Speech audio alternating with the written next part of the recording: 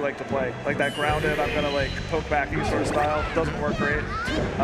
Crouch cancel game doesn't always work out for you. Yep. It's one of those things where like not only is it probably a disadvantageous matchup, it's also kind of tricky and hard. Yes. So you compound all those different things together, and it just makes for a matchup that Cheeks don't like. And then not liking it also makes it harder. And also, famously, Chudat, I think, like, never losing to Shiek, like, insane at the matchup. A good sign from Jorge early is that he was able to kill the backup climber like pretty reliably, I think. Like I know that the up smash is what did it, but I think that they would have died in any case anyway. Hey, Jorge looking very good to start. Yeah, this should be a punish. Goes for down smash, they'll do the trick. Yeah. Okay. This would be a big win for Jorge. Yeah, I mean, it would be an upset if Jorge is to win, right? For sure. I'm a believer. The thing is, yeah, I love the jumping immediately after the aerials just to not risk the grab. Yeah, here's the chain grab, and one of the reasons this is so nasty is that the chain grab leads you closer to the edge, and when you get close enough to the edge, you can do handoffs. So effectively, a grab is still a kill like it was back in the wobbling days. Able to kill the backup climber. Also, Serpo gets a chain grab. Yeah. That doesn't lead into handoff, so it probably won't be death. Yeah. But I mean, that's a lot of damage for just down throws. Well spaced back air, huh? Yeah, playing this Serpo really well. Yeah. Okay, trying to scoop with the nair. This could be a kill. Wow, able to shield on the platform. I was not expecting that. Well, straight for a down smash as Jorge attempts to DI away from ledge, or away from the platform. Okay, able to get the fair before JJM can land on the platform that time. I was impressed with that first time that JJM was able to like wiggle out and then get a shield up. Didn't think that was possible. Okay, got a chain grab going. It could be a handoff. This is what you were talking about, yeah. And it just, I mean, it started at like 30 or something, right? It's because the Nana turns into a different, like, the CPU for Nana changes when you get closer to ledge, that the handoffs are more possible. Yeah, exactly. Nana near a ledge will always throw toward the ledge. Okay, got it. And so you chain grab them until you're near the edge of the stage, and then you just finish them off with a handoff. You let Nana do the right thing, and then you finish it off. Yep. I've been told that Stadium is good for ice climbers because that range. Well, I was told by, I think, Jorge. Oh, so I told him. You told him? Yeah, oh, he knows. He knows. Yeah, on the right side of Stadium, the way this understage geometry works on the neutral transformation, the right side ledge is extended way out. Nana will always throw toward Nana gets smarter closer into the center, which is great. Yeah, compared to other stages. Yeah. Plus, it's flat break, which Icy's like. JJM able to come back in that game with, I think, some crucial couple last stock plays. Started going for more like zoning aerials, I think, contesting platforms and sort of the airspace that Jorge was playing it more effectively. With that said, I think you feel pretty good about it overall if you're Jorge. Like, it was a good game. It started off excellently.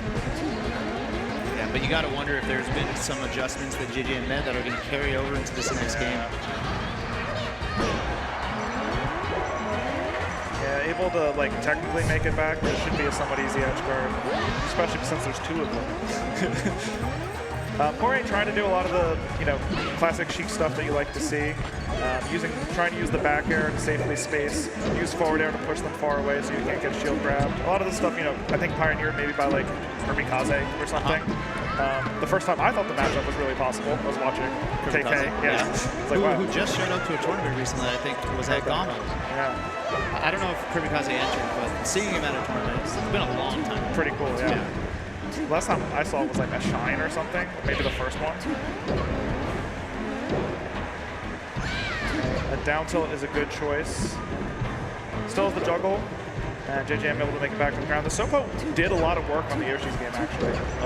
Okay, forward air able to close it out, though.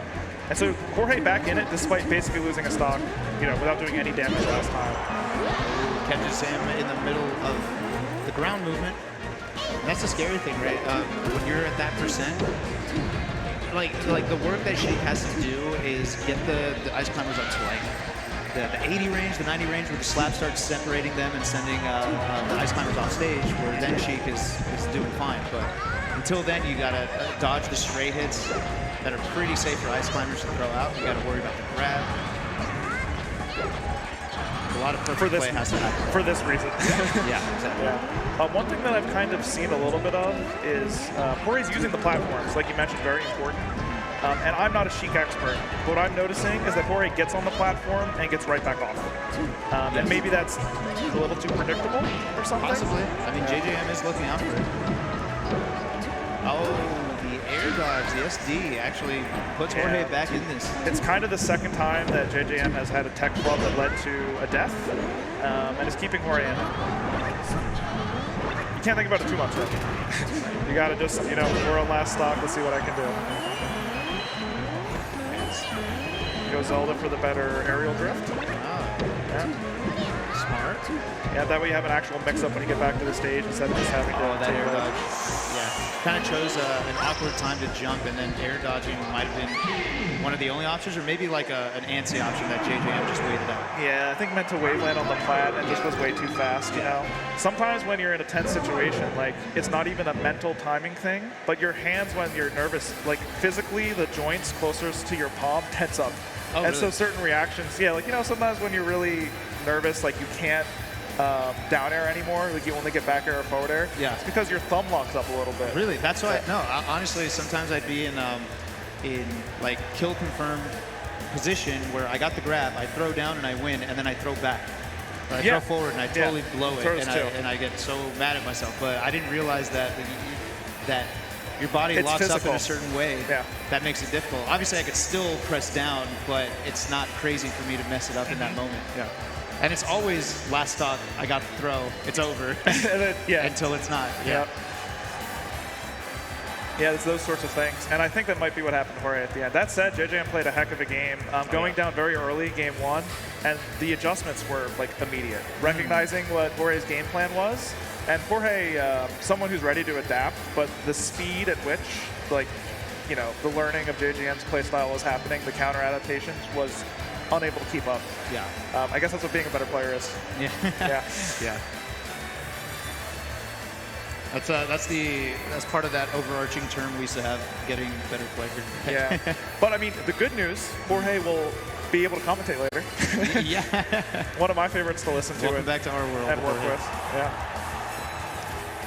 Yeah, there's only a few of us commentators that entered this time around. I'm kind of regretting